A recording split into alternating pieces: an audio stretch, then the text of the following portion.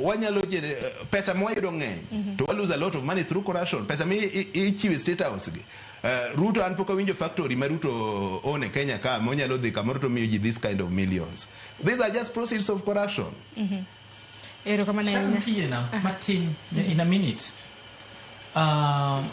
Corruption is a human rights matter. So, apart one kakajo Kenya, we need to look at it and hold it as such. Nikech sama corruption otimre to okubichi da hospital. Sama corruption otimre to mtu kama rach bo kalo police, to mtu kano kucha pumbele kata bo cause accidents. Tabiro tho. Sama corruption otimre to nyathina kateri school okubiyud quality education. Nyathina pesa monego benya facilities midwaro kubitimre okubiyud and all that. So and a host of other examples. So one of the things maparo ni jatend piny nyalo konyo wago. And can he prioritize corruption as a human rights matter, as a human rights issue, mondo odil kode as such? To constitution and of course chike mamoko konyowa kaka wanyalo deal kodo. The second point madwaro make Sharon, particularly on gima agoro wacho. Na japiny ka police okwayo no ket mafuta to konego bednu neno mano kaka mibadhi en wach malit. Sharon en wach manade en wach malit ndi kawanyalo kao public service to reduce kaka tokenism. Cage public service and a right. To that right, onego bed ni sirkal facilitate he. Emomiyo an kod in kod agoro kod everyone else chulo tax. To tax mwa chulo ni onego bed ni konyowa miyowa public good. To public good gi gin mang'eny. Emomiyo wawacho wach education, wawacho wach health, wawacho wach security, wawacho wach social protection, wawacho duto. So there's no way makaja piny ose golo suru mondo timne gigi to kendo idwaro ni japiny ni kendo odhogi ofuko ne koro mondo ogol pesa mondo timma. Okwanyal it's en wach malit especially kirango state mawantiere. Erokamano ahinya. Hasebo nemo kuom ote ariyo bang'e hawinji pacho kote dogi mano kapok akaw kendo yueyo mar ariyo. Ote makamano wana som mana ote ariyo kende kinyal mana ket ne yamo. Ntiere Duncan Omondi hiwacho ni wuok Kiambu. Nyaka ne wayud broad based ji nego mang'eny. Wacho ni joma bende wito ngimagi bende ng'eny. We need justice. Koro wach broad base na takede donjo kanyo nade samoro bro bedo kulero no Mondi gi agoro. Freddy Kusuru hiwacho ni mosna jotelo e studio anta mor kaka gitwak gi jopiny. En ratiro mar japiny dak gi kwe kendo maber kamora mora magintiere bedo ni siro sirikal kata ok isiro sirikal. Osuru himedo kanyo kocho ni piny jotelo e studio ni diponi riwruok mar jatend piny gi ogai mar ODM ema koro omiyo sirikal losaput mar neno kaka chulo joma ne oyudo midhiero e kinde ng'anyo. Iwacho ni luor twak e yor mbuiwa mano mar Facebook. Agora chaka ne kodi nikech apcha ni weche mag broad based gi gik mosebedo ka timore pacho kae. Winjo ka winjo moro penjo ne kulit bine ati panel mane Ruto loso nikech wach broad based ni. Anyalo wacho ne is most likely nikech kwang'iyo history mar Raila Amolo Odinga osabedo gi history mar fighting for human rights and fighting for this kind of reforms. Nikech lwedo chano ken lwedo mar Ruto has no such kind of history or legacy of fighting for human rights. Koro apane ka nitie gik monego bene wakwano maber mane wachako neno en ka koro kada ila nyalo encourage mondo wabed gi panel mondo these people be compensated mondo wabed gi reforms kik wachako ne this kind of violations to mano nyalo bedo gima ber. Erokamano ahinya Mondi kurka kore. No, I'm not going to watch it, but gima dwa wacho en wach justice. To kiye na kendo we mondo asom manifesto gima nene jatelo wachi wach justice.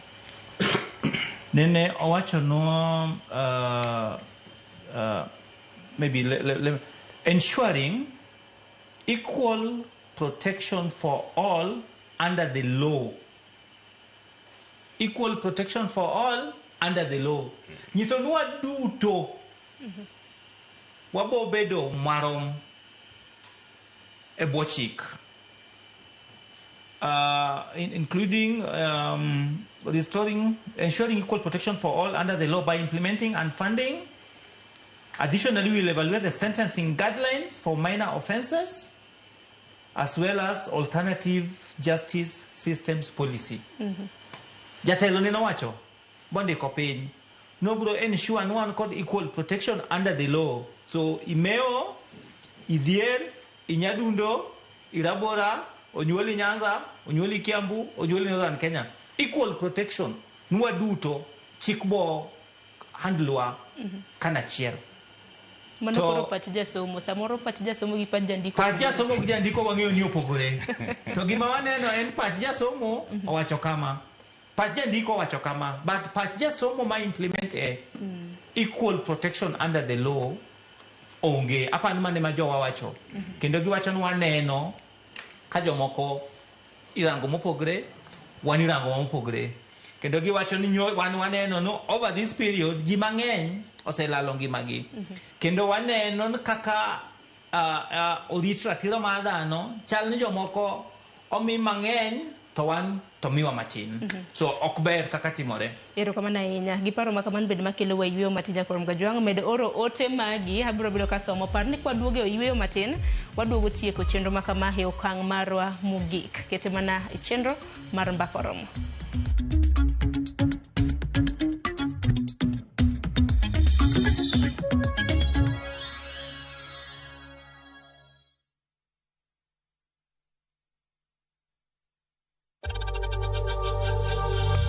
We know times are tough, so save money by buying airtime from M-Pesa to any network with zero transaction fees. Dial *487*2# and get your airtime PAP with zero transaction costs.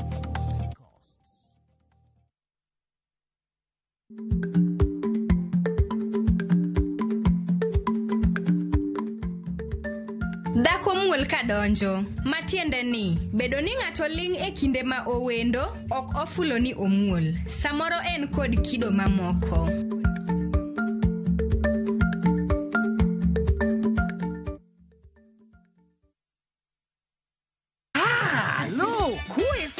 E gweng'ni, wach landore mapiyo moloyo ote mar pesa. Kendo nyiero en chenro mar oganda. Chief ong'eyo wachno, kata jopeng' ong'eyo. Ka chieng' tich abich ochopo, waduto wachokore. Ok ne baraza, to ne Nyarkochia. Nyakochia, gokoko. Nyakochia, toxin. En chenro ma gik moko duto ng'aw malo mokalo tong'. Chakre sigendni, weche miwacho. Pato akanyi leo chunya, nonyuoli kure. Riwre uru gi oganda duto, kendo we uru wanyier ka gima ok ochuno ni ng'ato chul puotheno. Kokija richo, ting' badi malo, Jehova Nyasaye golo nyaka moponde ndalo. Nyarkochia, tich abich, 1:45 otieno, mana e Ramogi TV.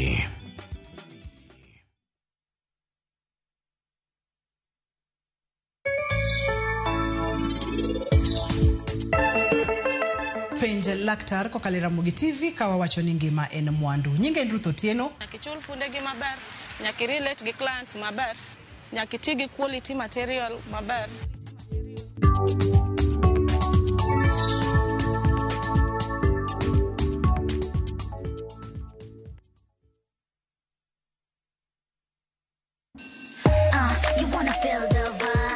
Ngeso ka ngeso, wakelo ni gik mamit makelo mor. E rogo mar nyithindo kae, wakelo ni talanta. Loso gi lwedo, wapuonji tedo be, gi moko mamit. Rogo mar nyithindo, ngeso saa 3 mar okinyi, mana e Ramogi TV.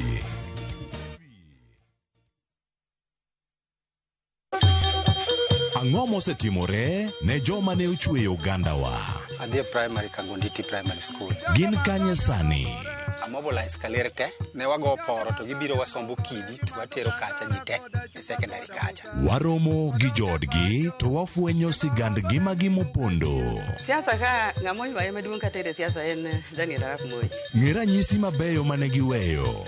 Ne japiny mopogore kata ng'ama ne nie duond loch ne neno ni kopo ni Kenyatta dhi Tom okawie thuolo ni mondo tanwa pinyni kaluwore gi mwaseneno kuome. Ang'o ma gitimo sani? To kata kamano be pod gin kodwa. Nakedo ne wach sukari ma jobunge jonjo kod buot ochaka ne bwana sukari. Gin kanye kod Walter Nyambaga tich ang'wen saa 3 otieno mana e Ramogi TV.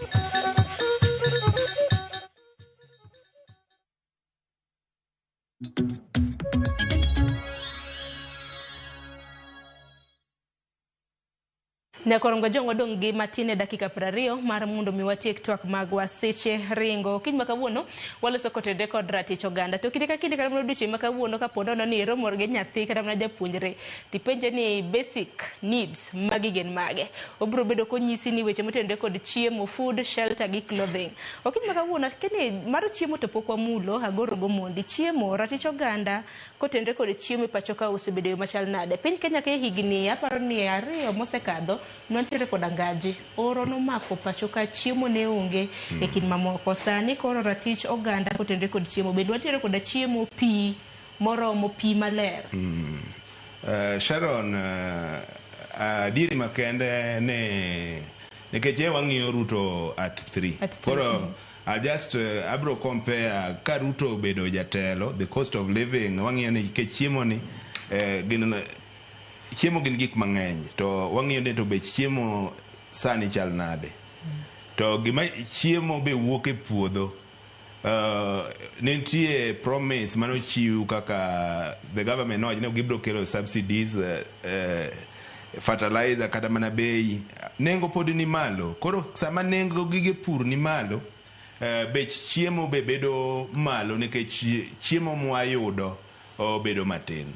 Kwang'yo the cost of living pod ni malo mopogore ne wa expect ni ati gik maruto no wach ne cost of living dhibiro bedo lowered dhi kelo ngima mondo dog chien. Sirikal sani wacho ni kuon ng'wenyore bech mogo sedok chien akeni nicho gi mogo mane. Bech mogo the last time manang'ie supermarket en gimoro 172 kg cha. Mano lure gi mitiyogo nikech sirikal to wacho ni koro bech mogo ne gidonje telo. Bech mogo sedok piny nikech kipimo cost of living ing'iyo wach mar chiemo to staple food ma pacho ka en kuon. En koro kuon ni gini bech kuon yudo no yude ka pesa diten pesa disa.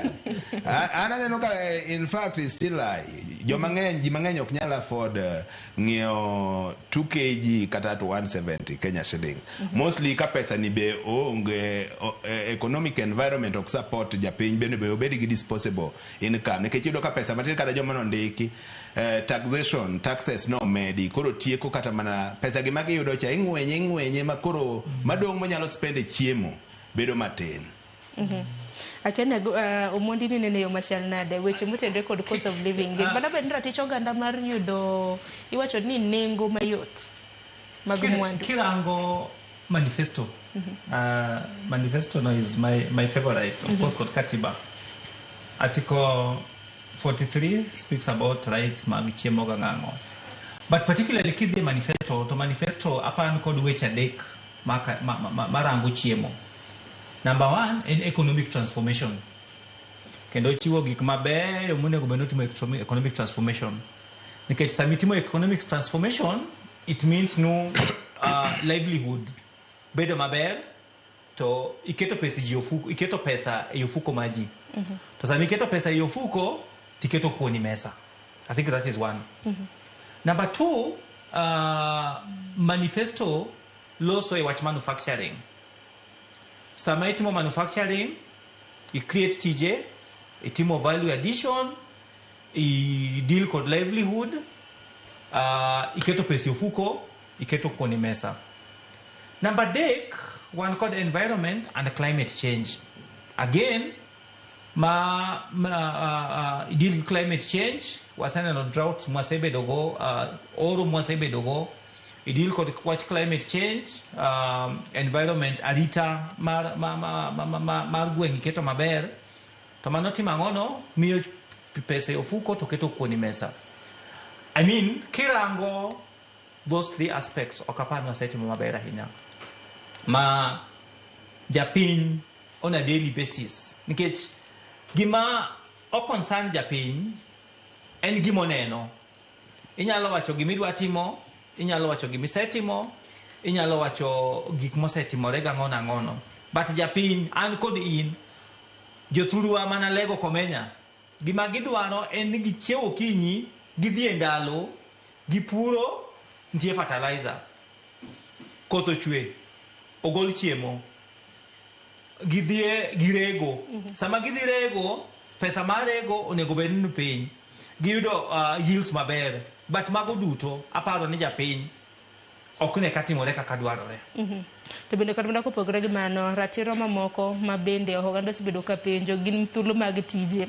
Aseneno note mopogore opogore ma bende oganda ndiko ni piny Kenya kaluwore koda manifesto iwacho ni e kinde ma bende jatend piny natimo kisera mar ombulu. Aparo nene ma iwacho ni good morning, I'm giving president, iwacho ni ichiwore jatend piny kwan atamalo 60.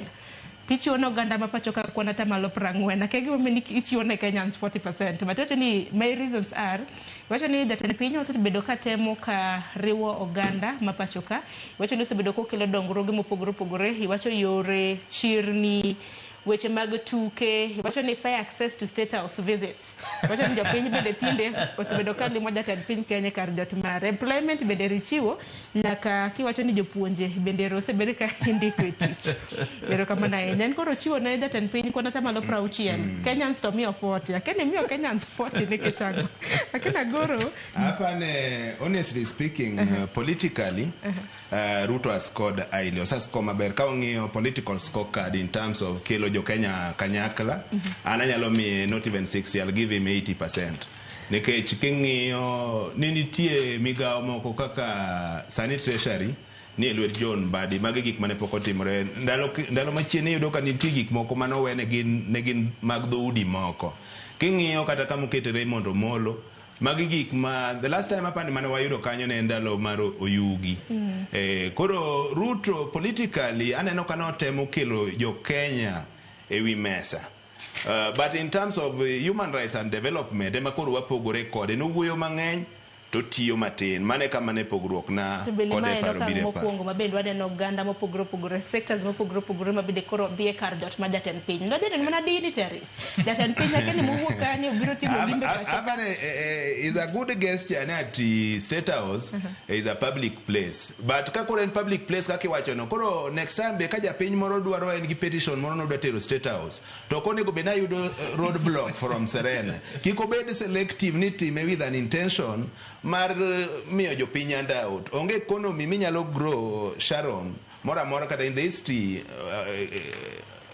of any country in the world, most are developed through miyoji handout State House. Kiko bed notimo, enotime, but what question also the motive. Awacho gimoro in philosophy wangi yoga gimoro ngata nyalo timo gimaber, but with the wrong motive. Ango mi Ruto timo gi. Chik kata bendo wacho ni State House is one of the protected areas. But it's a public place. Koro, are you aware that you get Sima State House? Kidhi Arambe House gibro nyisi ni ter petition kanyenda. I've done it severally. I've taken it there. But koro wawanda giomiyo samoma koro jopiny people might just peacefully. Yes, it's a protected area, but it's a public place. Wabiro peacefully. Wami notification on such a date. Wabiro gi petition ni mondo wa present to you people. We don't get to raise a wire. Mano magima wajene. Kiko bedi gima selective metima for optics. Lidwa morjo penyi kata itime for campaign purpose. Obeda genuine guest jane president. Odwa rumo dogomba kagejo penyi. Omundi minyalo bedi bimano de bedmane. Chapter 9 of the Constitution, Makatiba, laws about the executive. To 131, authority of the president. So I do some audio. The president is a symbol of national unity. Then number 2, the president shall respect, uphold, and safeguard this constitution. The president shall safeguard the sovereignty of the republic. The president shall promote and enhance the unity of the nation. The president shall promote respect for the diversity of the people and communities of Kenya. to mogik ensure the protection of human rights and fundamental freedoms and the rule of law. Now, asomo man wach ng'ato wacho ni president osekelo unity. Apa ni jo Kenya onego bed ni ng'eyo no kelo unity ok en timo favor. It's a right. It's a right. En gima katiba wacho. No mano en tich ma onego bed ni otiyo. Okay? But the next question monego bed ni wapenjre en no kisekelo unity. So what? Unity translates to ang'o? Unity translates to chiemo. Unity translates to tije mitiyo. Unity translates to wuoth maber. Unity translates to kwe. Unity ni kwa sekele to wadwa timo kode ang'ono. Apa ni mane penjo maduong' ma jo Kenya onego bed ni penjre seche duto. No kisetimo ma to then ang'o matimore? Nikech awacho ni nu jo Alego Komenya kuma wuokie gima gidwaro en gi chiemo. Gima gidwaro en arita kwe otimore. Chiemo makare, ok en mana chiemo makare, ok en chiemo, ok en chiemo makare. Ma katiba bende wacho. So ok en nu wan kod kwe. Wan kod ke ang'ono. Gima muhimu en kaseyudo ma tatimo kode ang'ono kata impact man ma en kod ngimano. Erokamano ahinya. Aneno ka thuolo bende mamayowa, kata kamano adwaro mar mondo wach mogik kotenre kod thor wach marwa mano mar ratiro mar oganda, nikech iwacho ni it's a large scope. En wach ma konyalo chako loso kotenre kod ratich oganda kidieny ka kidieny, ok en twak baton watiek gi sani. Kata kamano wamule mana wiye moko kuom gima bende jatend piny Kenya osetimo. Achakane kodi Agoro. E kinde mabende koro waloro twak marwa. Wach mane man dibede godo ma samoro no kwa mulo kwa tieko? Apane wach monego bene jopiny ng'eyo mabe wambo nego bene wang'ene government is a social contract ma wabedo piny kaka jopiny to wawinjore ne wadwa keto Sharon mondo obed jatendwa. To Sharon kabedo jatendwa ka wang'iyo the framework mar constitution marwa ni kata mar policy king'iyo under article 19 of the constitution and there's fundamental human rights kata bill of rights. Koro any governance the key focus ene atito these human rights ere kaka gibedo protected. To wan gi categories mag human rights gipogore, wan gi civil and political rights. Matine wan gi ratiro mar dhi goyo kura ne ng'ama wadwaro, to ng'ama wadwaro ni nitie kaka wadwaro mondo lidwa. Maka ok lidwa kamano to wan gi right be mar luonge kata mar timo protest mondo wa highlight our grievances. Koro nego beni sama watimo kama, koro nego beni sirkal respond ginego joma timo kama. Then another issue be macha kawuoye ma is related to what we are discussing in cost of elections in Kenya. Sani awinjo ka IBC wacho ne gidwaro close to 1 billion mar timo election Kenya ka. By elections. By elections. Sharon king'iyo kamoro India nigi population of more than 900 million. King the cost of elections, calculate in terms of individual, Ibro is like $7. Marwa King 2022, we spent more than 25, in fact it's 25, can't timo my calculation. $25, mano is more than 3,000 per head. Angom your cost mar elections ma Kenya bedo malo. Obedo malo nikech corruption. Obedo malo nikech institutions magwa momi mandate magrito ratiro mar oganda kata timo gima jopiny dwaro ok gitim gigi. Koro nego bende wang'eyo to ere kaka wa strengthen this institution mondo mi trust mar jopiny kod these institutions obed malo. Once ne jopiny nyalo trust these institutions like IPOA, we can trust National Police Service, wabro yudo ka arita mar ratiro bro bedo mayot nekech jomokete these public institutions girito this Bill of Rights. Article 9, it is the framework of our policies. Every policy, mar government, the people must participate and it must respect these fundamental human rights. Without respect to these fundamental human rights, okwanyal bedo kod development. Nekech kawanyalo wacho ni nigi ratiro mar ng'anyo. To ng'amu okinyal ng'anyo be kidenyo nyaka ji obede ne chiemo is available makadwa exercise other rights. These are contingent rights. These rights are dependent on other rights. Koro the government must be fully committed to these rights. Obey freedom of speech, obey right of expression, and all these rights are equal. My government must treat them equally. Mondo mi wabedi gi real meaning of development. Hapa ni Ruto nigi 2 years. Wanyalo mi benefit of doubt ne within these 2 years obro timo the right thing or weche mag promises was having enough promises. In fact, in terms of giving promises, also score enough NGA. There's no any other grade above A. Also make enough promises, let him now act on these promises within these 2 years. Without acting on these promises, regardless of Ngamabro support Ruto 2027, koko nyal timo gima jo piny dwaro siasa za change, jo piny dwaro siasa ma cost of living odwaro dog piny, odwaro neto kano punjo nyathine ne yudo tich, nyathine kane dhi school, japuonj chulo mshahara maber, japuonj ok ng'any kaka sani lecturers ng'anyo, osiptende nitie yedhe. Mane siasa mwadwaro ng'isi ne ati kiego gross domestic product japiny ok winji, wadwaro siasa ma iwinjo pesa ofuki to wang'ene kare wan gi telo makare. Erokamano Nyagoro, Omondi wachni mogik watieko. I think for me wachna mogik mokwongo en goyo erokamano kuom gwelwa mondo wago mbaka. Mar ariyo and mogik en tij sirkal en rito ratiro mar dhano. Mano e tich maduong' ma sirkal onego bed ni tiyo wuok odiechieng' nyaka otieno, wuok Januari nyaka Disemba. So sirkal onego ket steps migawo mopogore kaka dwarore mar rito ratiro mar dhano. To gima nyalo konyowa rito ratiro mar dhano ni kanigo. En mayot kamano. Gima konyowa ni kanigo. Waduto. Jotij sirkal gi jo Kenya duto. Warang gik moko duto mwadwaro kanigo to wabro yudo kony. Erokamano maduong'. Erokamano ahinya. Nitiere mwalimu Stan Stlas Oduoro Nyango wacho ni ere gimomiyo ni japiny chulo daktari pesa mar jasupitri to ma ka omiyo bila to wacho ni en corruption. Parane na wachno. Aya.